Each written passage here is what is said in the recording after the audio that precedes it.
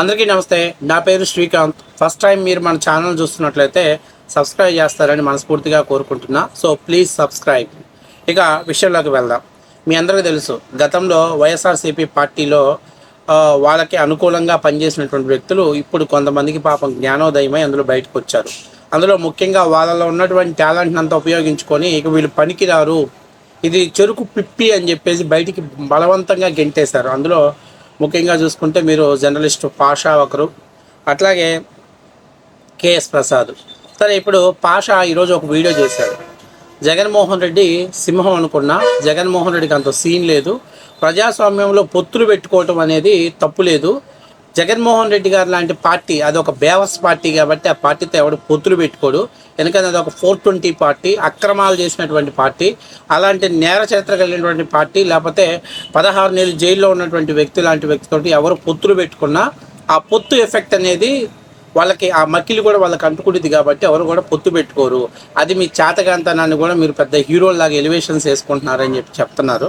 అంతేకాకుండా మనోడు అసలు ఇంకొకటి, జగన్మోహన్ రెడ్డి ఒక టాస్క్ ఇచ్చాడంటే వీళ్ళకి, ఆ టాస్క్ ఏంటో నేను తర్వాత ఎక్స్ప్లెనేషన్ చేస్తా. ముందు మనోడు అసలు ఏం మాట్లాడాడో చూద్దాం. ఆ మాట్లాడిన ఆ వీడియోకి కౌంటర్ ఇచ్చిన తర్వాత దాని గురించి మనం పూర్తి స్థాయిలో మనం ఎక్స్ప్లెనేషన్ చేద్దాం ఆ వీడియోకి. ఎందుకంటే వైఎస్ఆర్సీపీ వాళ్ళకి పాపం నిన్నటి దాకా భజన చేసిన మనోడు మొత్తం మీద ఏదో కానీ వీళ్ళకి ట్రాక్ చెడింది.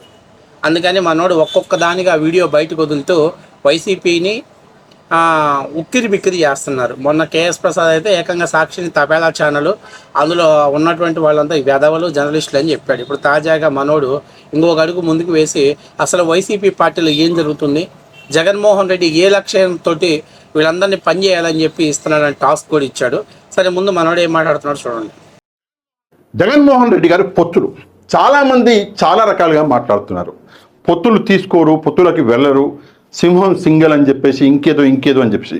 నేను దయచేసి వాళ్ళని, నేను కూడా తప్పు చేసిన, నేను కూడా ఇంతకుముందు జగన్మోహన్ రెడ్డి గారిని సింహము పులితోటి పోల్చిన కాదనను. కానీ నాకు ఒక కొత్తగా జ్ఞానం అనేది వచ్చింది. ఏంటి అంటే మనిషిని జంతువులతో పోల్చడం అనేది సరికాదు. నాకు కూడా ఉంటారు కదా ఎవరో పెద్ద మనిషి, ఒక ఆయన పోత ఆగి చెప్పిండు, ఏమయ్యా నువ్వు మనిషివి, మనుషుల్ని జంతువులతో పోల్చడం ఏంటి అని చెప్పేసి చెప్పిండు ఆయన. నాకు అప్పుడు వెలిగింది.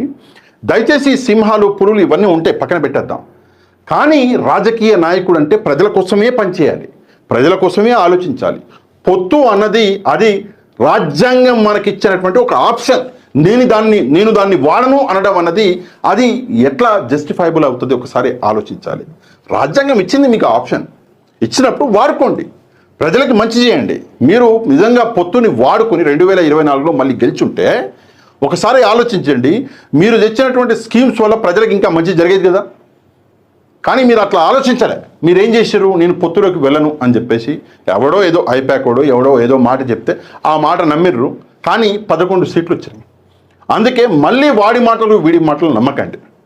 చేదు అన్నది అంటే ఎప్పుడు చెప్తూ ఉంటా, మందు అన్నది ఎప్పుడు చేదుగానే ఉంటుంది, విషం అన్నది తీయగా ఉంటుంది.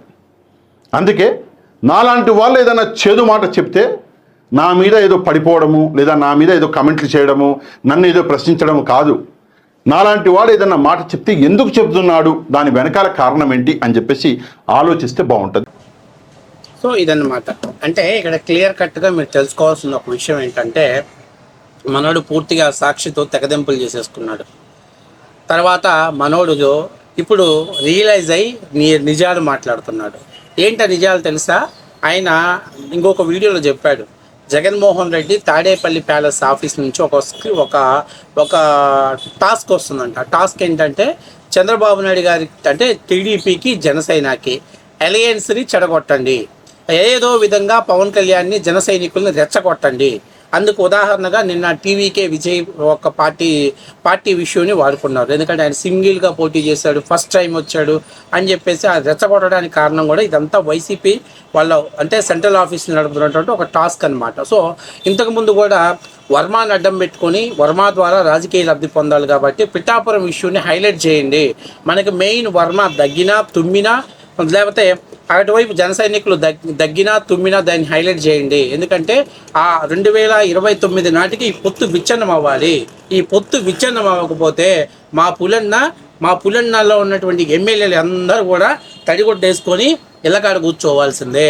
కాబట్టి ఏది ఏమైనా చేయండి, ఎట్లాగైనా చేయండి, ఆ పొత్తు బ్రేక్ అవుతాడు చూడండి. ఇది వైసీపీ సోషల్ మీడియా పేటీఎం కూలీలకు జగన్మోహన్ రెడ్డి అండ్ అక్కడ ఉన్నటువంటి ఎవరో ఉంటారుగా చాలా పుచ్చు సలహాలు ఇచ్చినటువంటి సన్నాసులు ఉంటారుగా, వాళ్ళు ఇచ్చినటువంటి సలహా ఇది.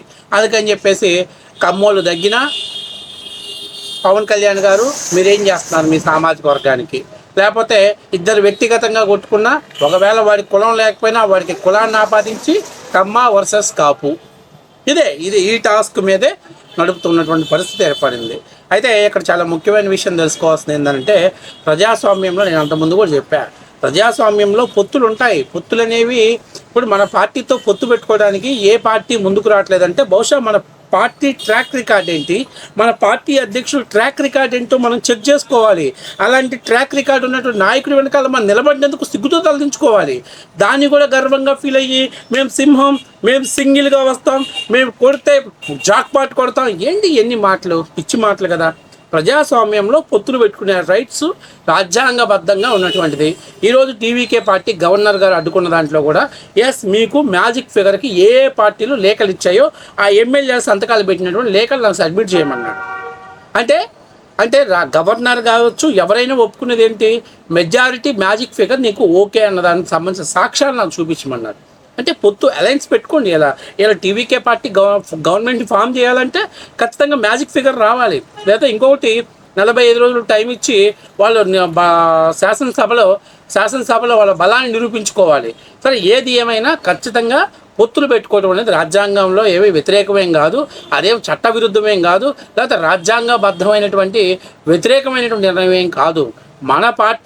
మన పార్టీ నాయకుడి చరిత్ర, మన ట్రాక్ రికార్డు చూసి ఎవరు కూడా మన పార్టీతో పొత్తు పెట్టుకోవట్లే. ఎందుకని?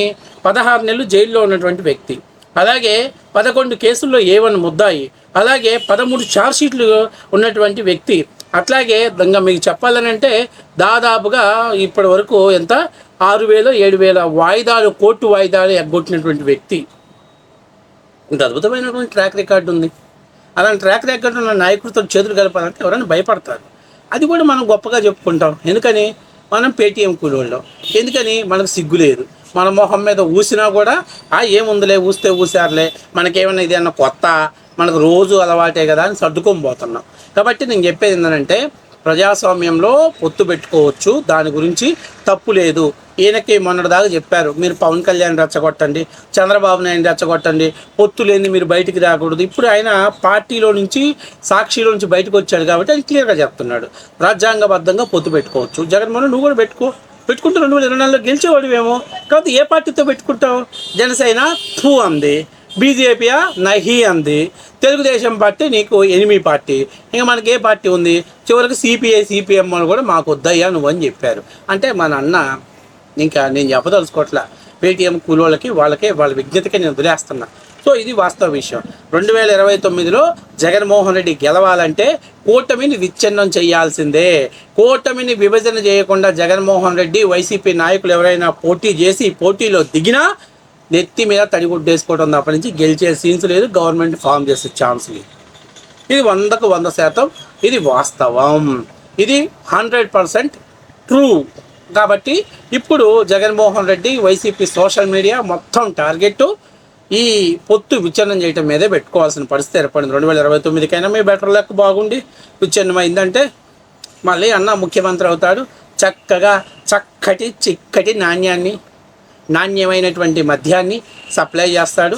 అట్లాగే ఇతర రాష్ట్రాలకు ఇసుకను ఎక్స్పోర్ట్ చేస్తాడు, ల్యాండ్లు కబ్జాలు చేస్తారు, ఆ మర్డర్లు చేస్తారు. ఇక వైసీపీ కార్యకర్తలు ఎట్లాగో రప్పా నరుకుతామని బ్లేడ్లు పట్టుకొని వాళ్ళు రోడ్ల మీద దిగుతూ ఉంటారు.